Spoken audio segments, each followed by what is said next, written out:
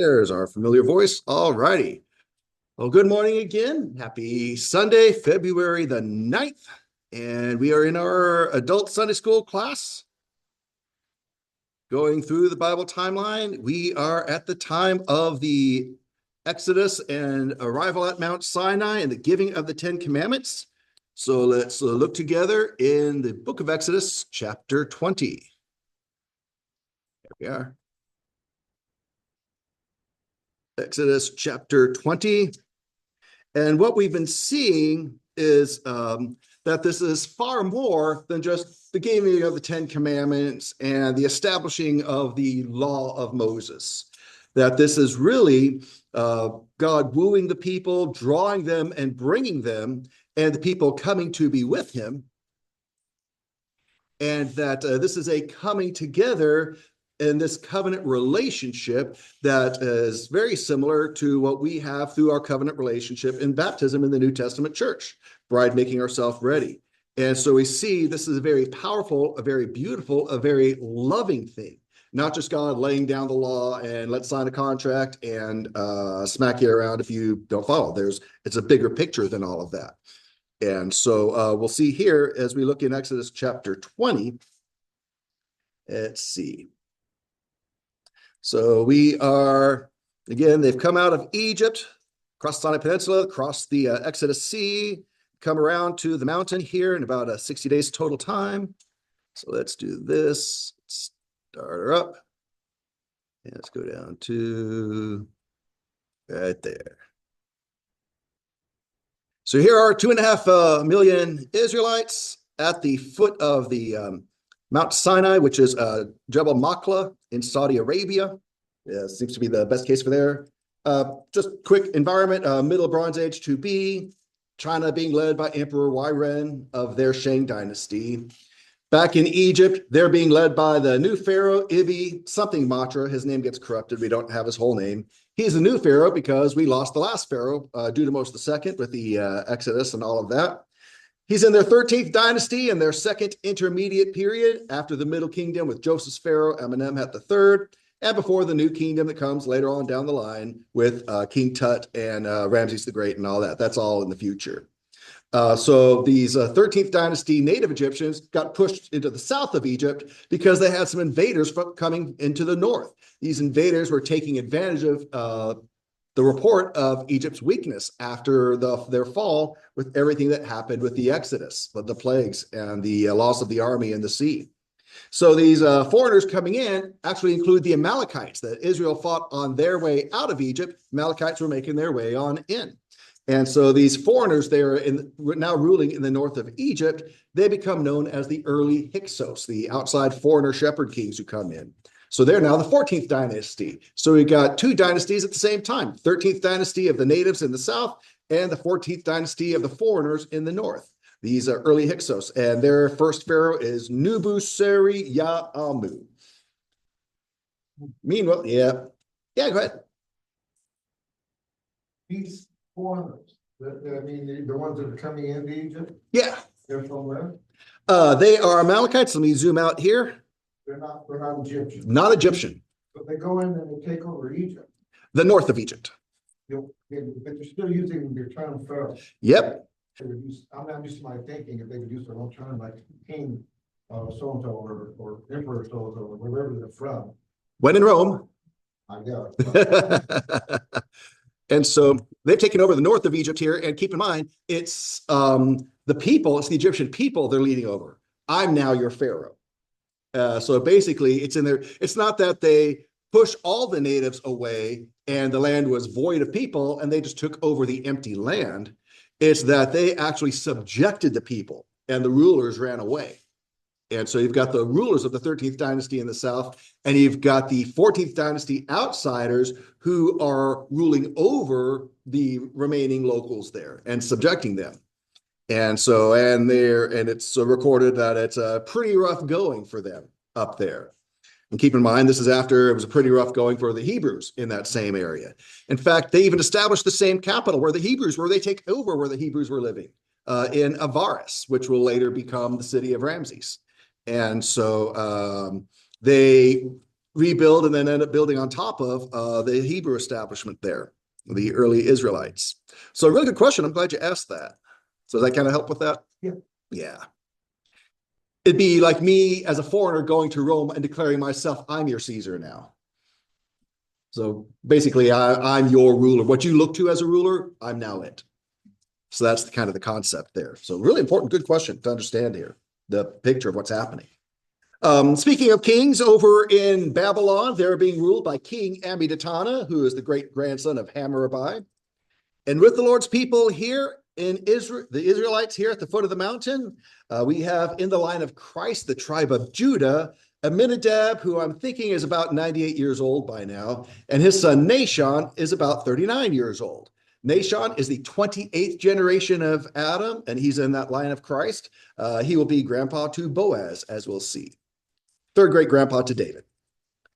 So looking at Exodus chapter 20, we've read the 10 commandments again, refresh that. Let's look again specifically now at verse 7.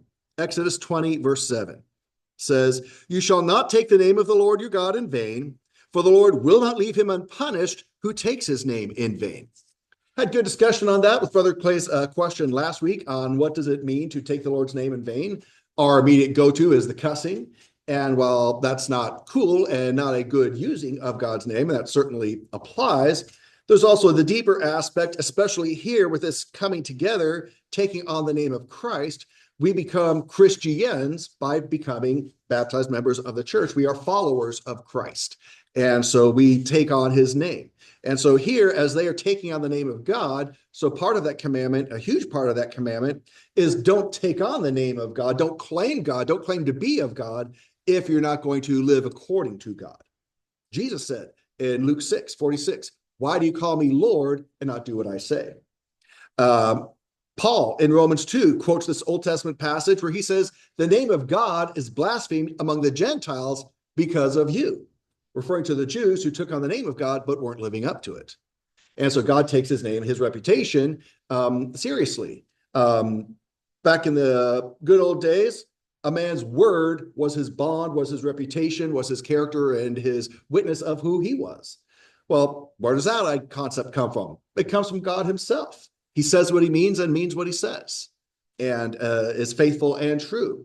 And so the call here in this commandment, a big part of it, as discussed last week, is to be faithful and true in our own humanity. We know we're going to mess up and fall short, just like Peter. We have our moments, but we admit it. We bring it to Christ. We get back. He cleanses us, forgives us, wipes it away, and we stand back up again and keep going. I love quoting that verse, the righteous falls 7 times, but gets back up again. That is our witness. That is our character.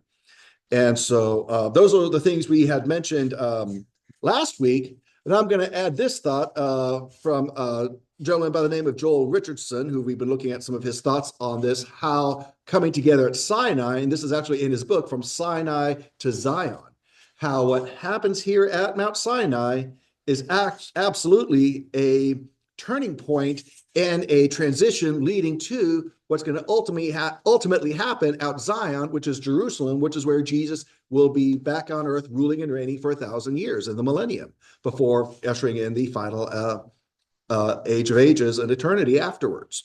And so making the observation and seeing how this is a direct lead-in to that, here's what he says about this commandment, and see what you think. So here's Joel Richardson on this commandment not to take his name in vain. "Although the commandment is worded broadly enough to encompass any misuse of Yahweh's name, it specifically means to carefully avoid using God's name as a guarantee of one's words or promises." He quotes someone else, Stewart, describing it as the prohibition of perjury. Pause right here. When we give testimony in court, we promise to tell the truth, the whole truth, and nothing but the truth, so help me God. So we're swearing an oath, invoking God's name here. So it's a prohibition against lying in God, using God's name.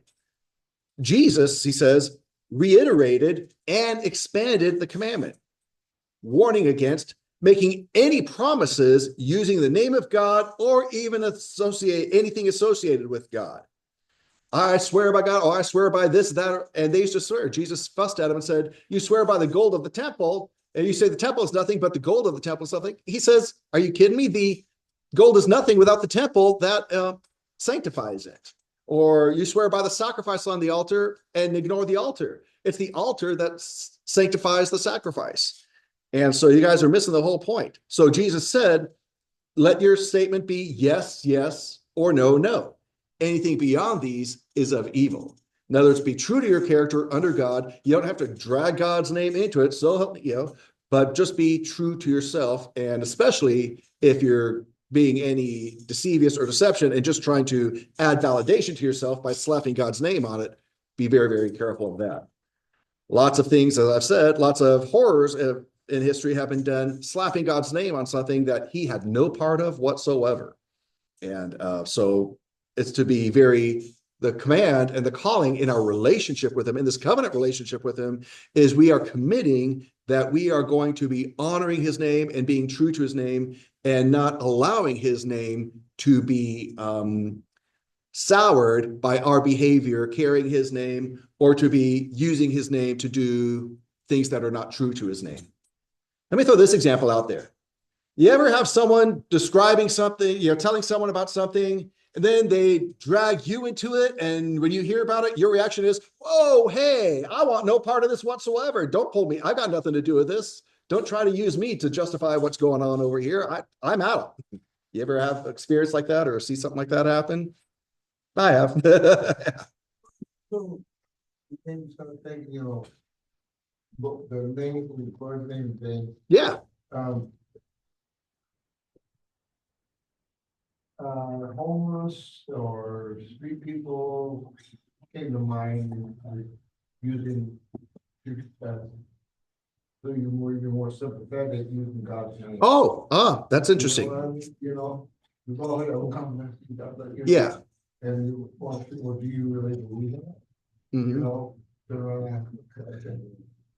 That's a good point. And this is something that while there are different covenants, so I want to zoom out here for a moment and then hone in on your excellent example. We know there have been different covenants. There's the covenant with Noah that is still in effect today. There's the covenant with Abraham that is still in effect today. We know the law of Moses was temporary, and it was, as the New Testament tells us, to point us to the need for Christ, the ultimate sacrifice and savior. And there's a covenant with David that's still in effect today. And there's the new covenant Jesus did with his church that's still in effect today. And so, and different people are under these different covenants, is my point here. Coming off of the ark, the covenant with Noah, the whole world's population of 8 people was under the covenant of Noah. And so therefore their offspring. You may wonder, why does God judge these people who aren't part of his covenant? They're not part of the Sinai covenant, but everyone's a part of the Noah covenant.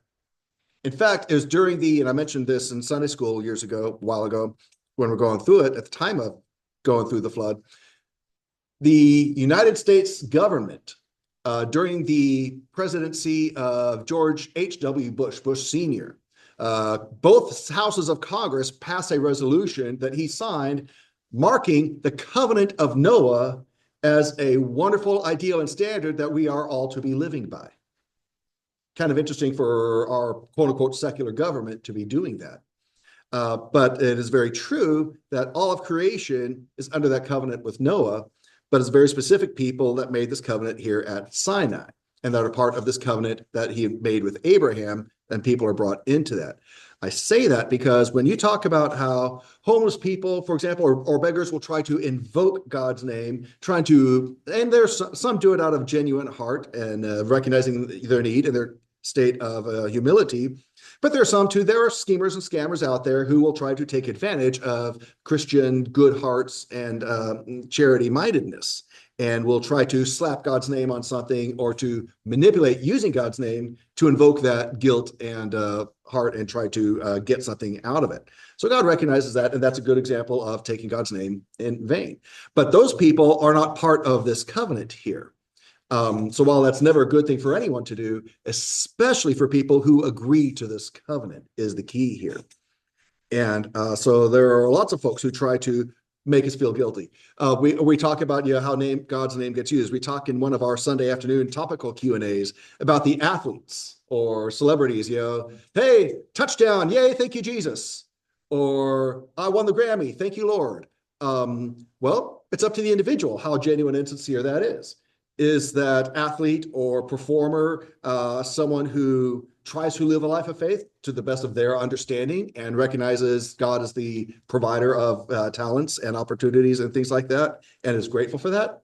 Or is it just a case of, hey, it's popular or cool fads at different times, yay, Jesus, and all that stuff? That's up to the individual. But again, what God's looking for, again, it always comes down to these things. And I've mentioned this recently in a message. God wants all to be saved and come to the knowledge of truth. Are you saved or not? And as I say, there's no such thing as being slightly pregnant. You either are or you're not. There's no such thing as being slightly saved. You either are or you're not. And by saved, let's of course talk about what we're talking about, identify what we're talking about. Have you called upon Jesus Christ to save you from the sentence of hell and forgive you of your sins that sentence you to hell? Trusting, recognizing him as the Son of God who died in your place and rose again to conquer in victory. That's being saved. Asking that to apply, the blood he shed to apply to you, just like the Passover that they experienced before Mount Sinai. Absolutely. Two separate things. That Passover was separate from this covenant here. Our being saved is separate from us going through the baptismal waters, making our covenant. In fact, we make sure that the one has happened before the other. You can be saved and never enter into any covenant. They could have come through the Passover, and some could have said, thanks, I'm good, and gone on their merry way to other places, and not followed through the sea crossing and here to Mount Sinai.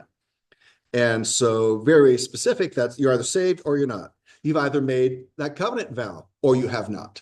You're either in a current state of being faithful and graciously forgiven in that covenant relationship or not. And so that's where God always gives the opportunity for us to be right with him and is always calling us to be right with him. And if we just come with a willing, obedient heart, he will make up the difference.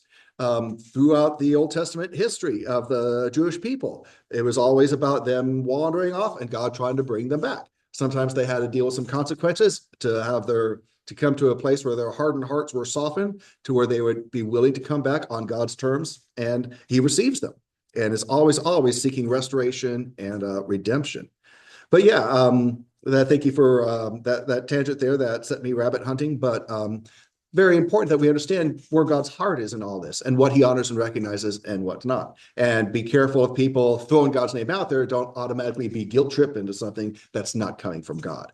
And be on the lookout for people using God's name and doing it doing something that's not of God, and making sure we're removed from that and we're dissociating from that or disowning that, so to speak. So yeah, relevant stuff to what we see and deal with in life here. So good stuff on that. So any other thoughts on that? I'll add this that he also says real quick. More than any of this, again, Joel Richardson, however, as we've talked, is the fact that someone's name is integrally intertwined with his reputation. It is a verbal representation of who that person is. Yahweh's name represents his very essence. So we can see why he takes his name seriously. Any other reactions or thoughts on this commandment? All good? Well, let's go to the next verse, verse 8.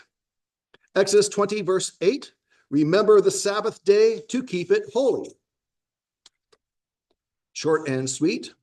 But let's talk about the Sabbath day a bit here. We've talked some, we're going to talk more. This time, even before I go any further, we, of course, as New Testament folks, recognizing that the church, throughout the New Testament was meeting on Sunday, the Lord's Day, the resurrection day.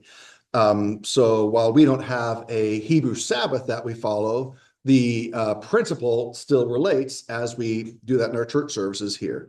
But before I get into anything else, just on this concept of keeping the Sabbath holy, does anyone have any questions on that? Why are we not like Seventh-day Adventists, who their day is Saturday, while ours is Sunday? Or everyone pretty clear and comfortable with the idea of keeping the Sabbath holy? Cool. Let's get some thoughts going here. Tell me what you think. This actually was shared in a Wednesday night class. And again, we're going to continually see a coming together of Wednesday nights and Sunday adult school classes because it's all the same God with the same goal, working from different ends with different people to bring about the same thing. So here's a quote from Jonathan Cahn and the Dragon's Prophecy that we shared in a recent Wednesday. For the Jewish people, the Sabbath was not simply to be observed. It was to be received. The Sabbath was to be welcomed in to each Jewish home as if one were receiving a royal guest. Special prayers were to be recited upon its advent, its coming, welcoming the Sabbath's entrance into one's house with blessing, honor, and joy. Pause right there. So that's how we think of our Sunday mornings in church, right? When we think about our Sunday mornings in church, other than got to get up, got to get ready, what are we doing for lunch, and all those things. But I really, really appreciate stopping long enough to understand and keep in mind, while I do harp a lot on the fact that we're not under the law of Moses, we are still grafted into the olive tree from Romans 11. We are still brought into the Judeo-Christian faith. If you try to take all the Old Testament references, quotes, and concepts out of the New Testament, you'd have no New Testament. And so it's very much connected to the Old Testament. God was working out something, bringing something. So including what he was doing with the Sabbath. It is very, very relevant to us as New Testament churches here today. So if this is a Judeo-Christian faith we've been brought into, then what is, going back to these Judeo-Christian roots, what was their understanding of their weekly holy day? And as we see here, this is something we could benefit from, I do believe, very, very much. The Sabbath, again, let's replace the word Sabbath for us with Sunday. So here's the thoughts on this from Jonathan Cahn on how the Jews understand their Sabbath and how we can benefit thinking the same way about our Sundays. The Sabbath, the Sunday, not simply to be observed, but to be received. Sunday is something for us now. Our meeting with the Lord is something for us to receive. Welcome into each Jewish home. So not just into our church when we're assembled here in church on Sundays, but even in our homes on Sundays. It's still the Lord's day when services, before and after services. So that is to be a special day in our hearts and minds, to a day of not just, okay, I've got to be thinking spiritual now, I got to do my religion thing, got to do my church thing. No, this is a me and God day now. And even if we do some things on Sunday, we don't have all the Sabbath law restrictions from Moses, but the idea here that this is a day to be welcomed in to the home, something to be looked forward to. In fact, he says they received the Sabbath like they were receiving a royal guest. Someone special was coming into the house. Can we treat our Sundays like something special? Someone special is coming into our home. We're having a special day of fellowship that is beyond our church services, that it's a day of that, God being with us in a very special way. Special prayers being recited upon this coming, welcoming the Sunday Sabbath entrance into its house, blessing, honor, and joy. This is the day the Lord has made. Let us rejoice and be glad in it. True of every day? Sure. But how much more a day that's been especially set aside one day every week as a day where our hearts and focus are on him. So does that help? Does that kind of something we hadn't really considered before? Or how do we feel about that or think about that? Easier said than done. Yeah, I'm sure like most people, the day of rest, that's what you're not supposed to, Yeah. rest. Oh, for Baptists, the real day of rest is Monday because Sunday ain't rest. Monday's our recovery day from Sunday, right? Yeah. And that's the thing. One of the beauties of being an independent church is no one else is doing it for us. Anything that happens in church happens because it's what we bring and do when we're here. So there is effort in there. Absolutely. It's not work free in that. And sometimes it's work getting other things out of the way so that we can be here for Sunday. And okay, in order for me to be there at Sunday, I got to do this, got to do that, got to clear the deck so that this can happen. Well, that's work. And sometimes the effort to get here, we're already down to 50% or more or worse before we've even come through the door. And so it can be a challenge. And so, but remember, this isn't a commandment this is more than a commandment from the Ten Commandments, this is a gift. And we'll talk about this more too. This is something provided by God for our benefit.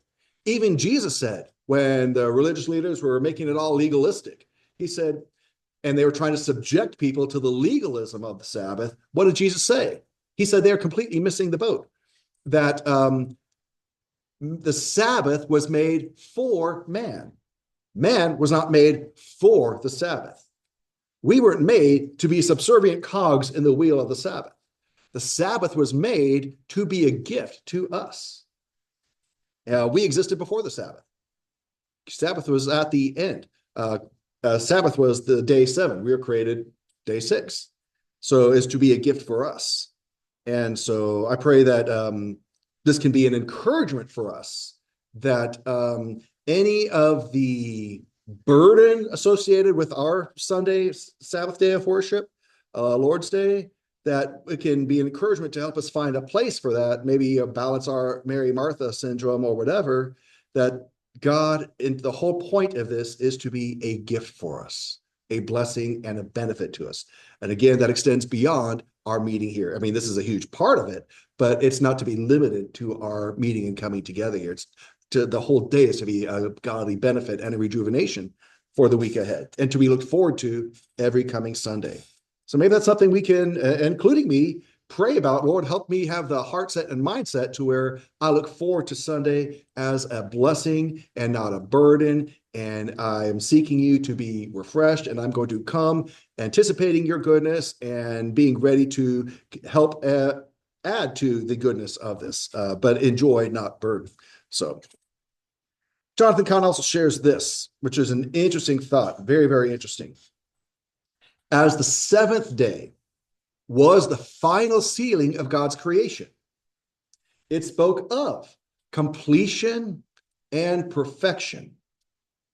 And as the last of days, it was seen as a shadow of the last of all things. The kingdom of God, the age of Messiah, in Hebrew, the Olam Haba, which is their phrase for the afterlife world to come after Messiah's arrival. The reign of heaven, when war would be no more, when peace would cover the earth, when God's presence would fill every space and moment, and all would be Shabbat, all would be Sabbath. Hebrews chapter 4 talks about there remains a Sabbath rest yet to come, to be entered in. And the call for us is to make sure we are in a condition and position to where we are going to be entering into that rest. Not everyone will. So thinking of the Sabbath, the weekly reminder, it's supposed to be a day of rest or resting in this fellowship with the Lord, it being a reminder that there's a later rest to come. That Sabbath is to, when we are coming together under the Lord each week, it's really a reminder that there's going to be a coming together, that while we are taking a break from the week we just come off of before we go into the next week, there's going to be coming together with the Lord where that's it. This isn't just resting from the week. This is resting from the work. This is resting from the life, from the burden, from the journey, from the trials and the tribulations, and a resting that is a lasting, peaceful resting in and with the Lord as he comes and gets everything removed and out of the way. And he is here with us and we are with him. And it's a beautiful thing having all those burdens behind us. So that day is coming. And Sundays, Sabbaths for the Hebrews under this covenant, Sundays for us in this new covenant, a reminder that as this is to be a day to be enjoyed, it's also to be a reminder that there's an even bigger day of rest to come and look forward to and be encouraged thinking of. I mentioned this when I was preaching at the Washington Spokane meeting, talking about end times. Sometimes it's good to stop and say, we use the phrase all the time, well, think about it. End times. Okay, end. End of what? Start listing in our hearts and minds everything that's going to be ended by that.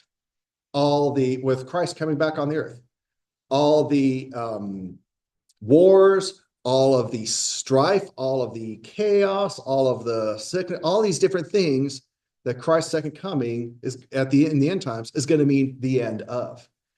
That's pretty cool to be able to say goodbye to all those things and never have to deal with them anymore. So, well, end times sounds scary. Think of what's going to be the end of.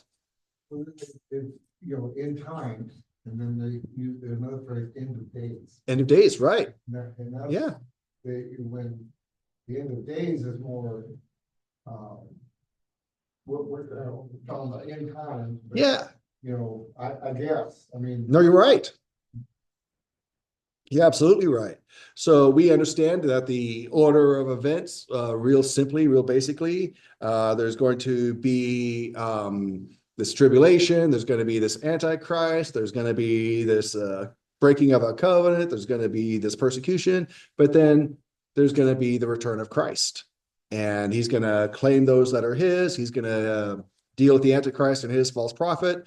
He's going to have his day of wrath, which might be more than a literal 24-hour day. It's a specific thing, but it's going to happen where God cleans house with the earth, basically. And then he starts to rule and reign for 1,000 years, after which Satan is let loose. He tries his one last hurrah, gets knocked down real quickly. He's thrown into the lake of fire where the Antichrist and false prophet are. And then we have the great white throne judgment and, new heaven, new earth, and eternity from there. So yeah, end of days. Yeah, there's going to be that Lord's day of cleaning house, but that's going to be the end of the days as we know it. And this age, this church age that we are in now. So yeah, so while there's going to be some events to go through to get there, the end result is going to be a really glorious, beautiful thing. And he is with us every step of the way until then. So good stuff there. Anything else on Sabbath and Sunday and all that for us? More on that will come up later with the Sabbath and its significance, but let's continue from verse 8 down to, we'll actually do this here from 8 to 11. Exodus 20, verse 8 again, remember the Sabbath day to keep it holy. Verse 9, for 6 days you shall labor and do all your work, but the seventh day is a Sabbath day of the Lord your God.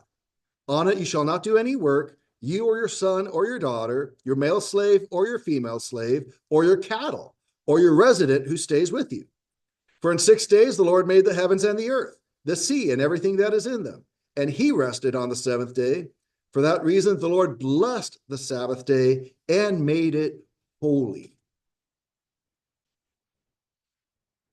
So if there was a significant enough of a day where God completed his creation and was done and then stopped and enjoyed and rested in that, so too it's to be that gift for us to enjoy.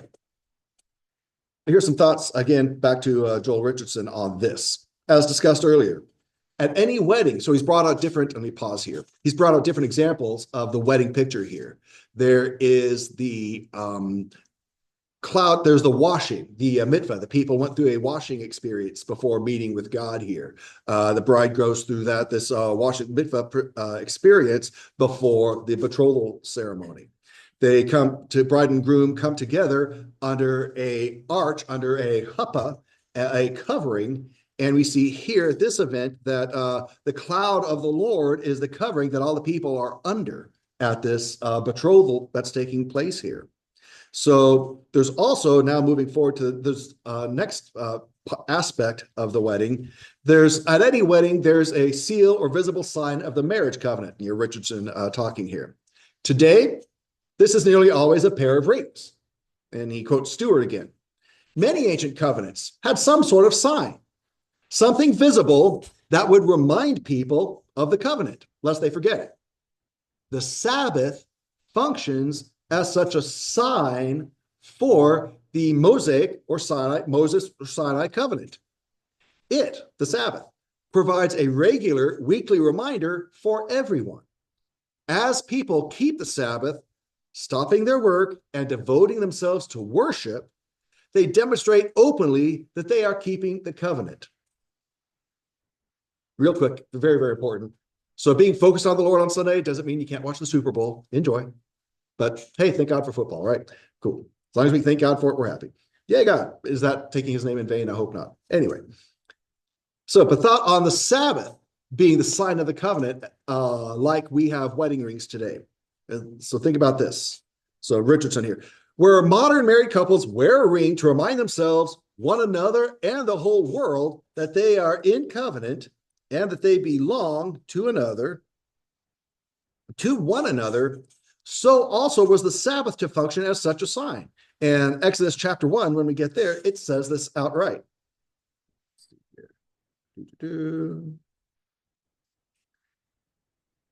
So any reactions to that initial thought of the Sabbath being are basically like our wedding ring? Our coming together every Sunday is our sign that we are in this relationship. People have talked before about how neighbors see us leaving the house to come to church. And while we don't want to get legalistic or high and mighty on outward stuff, still it is something to be noticed that people see us coming and going when it's time for church. So it is a sign, public sign to others, but it's also a sign reminder to us that we do this. So what do y'all think about that idea or that concept of the Sabbath as like our wedding ring? Yeah, you kind of see that. And for me, that adds to our Sunday assembling and our days at home before and after, that it is, again, something we very special.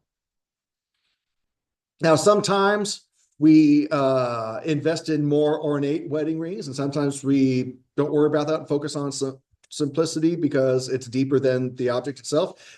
Either way doesn't matter. Either way is fine as long as our hearts and minds are in the right place, because the whole point of the wedding ring is to be a sign of that. And so our Sundays now are to be a sign of that relationship with God and to be that joy. We know some folks have very ornate church buildings. Some denominations have very ornate church buildings. That's nice, that's beautiful, but as long as that doesn't become the idol itself and the attention itself, the focus is on the relationship, the worship, everything that place is to be a coming together of. I love the fact that God's altars were simple, uncut stones, because it wasn't to be something ornate that man gets too caught up in. So don't want to get too sidetracked on that rabbit I'm chasing, but I think we all get the idea there. Goes on to say this, and this kind of relates to that. Richardson continuing here. Thus, as a seal and a sign of, with God, this marriage covenant, the people of Israel were not merely to observe the Sabbath as though it were a law, but to reserve it. Every 7 days, one day was to be set aside to continually remind, rejuvenate, and refresh the covenant relationship. The Sabbath should be seen as a gift rather than a toilsome obligation. And he gives this example, analogy here. No couple dedicated to loving one another would ever look at the concept of a dedicated date night as legalism. I hope not. Neither should the Sabbath be looked upon as a mere commandment, but a blessing. Yahweh gave Israel Sabbath as date night. In the same way, any married couple who seeks to keep the flame of their romance alive knows they need to spend time together. So also Yahweh ordained Israel would spend regular scheduled time with him on a weekly basis. And I think that's very, very important for our Sunday services as well. And it's true of Wednesdays as well.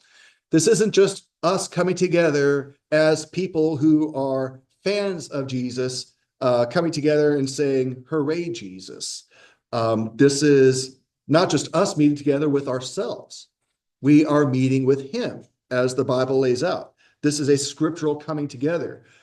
He promises that wherever two or more are gathered in his name, which again doesn't mean using his name, even potentially in vain, doesn't mean slapping his name on it, gathered together in his name, in keeping with his name, according to his name, as he has provided, as he has given us opportunity. We come together in his name. He says, there I am in your midst. So if we believe what Jesus says, and not just in our minds, but in our hearts, then if he says it and he means what he says and keeps his promises, then he is meeting with us.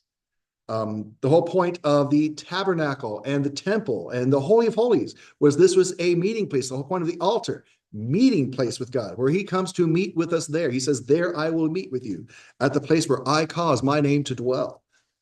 That's this. That's what we have here. Bigger than this building is this coming together that he has ordained because he wants to meet with us. So it's so important that every single service, Sunday morning, Sunday afternoon, even Wednesdays, midweeks, that it never falls into us just coming together and talking. While fellowship and conversation is great, it's not just us coming together, that we always have the understanding and the heart attitude that he is meeting here with us, that he is with us as we are praying to him, singing to him, as we are discussing him and coming to understand and appreciate more and more of what he has done and what he has provided and what we are partaking of, that it is with him that we are doing any of this. And without him, it really wouldn't be the same. So I know something that I have to remind myself of from time to time. Because sometimes I can get so caught up in, okay, got to do this, get the devotional, get the class, get the message, get the what's happening Sunday afternoon, those kind of things. It can be easy to get caught up. But the beautiful gift of God is that this is a time for us to have our Mary moment with him at the feet of Jesus, to where he meets with us and loves on us and builds us up and encourages us and refreshes that relationship with us. So I pray that this day and every service, we can enjoy that and experience and be blessed by that. Any other thoughts on Sabbath, date night with the Lord, and these things that have been thought out and presented? All good so far? All right, well, that's actually a pretty good stopping point for this morning. So I'll mark that here. And we will pick up talking about the altar from here. So with that, we'll go ahead and stop our screen share for now. And stop recording for our class, and we will be getting ready to go before the Lord in song together.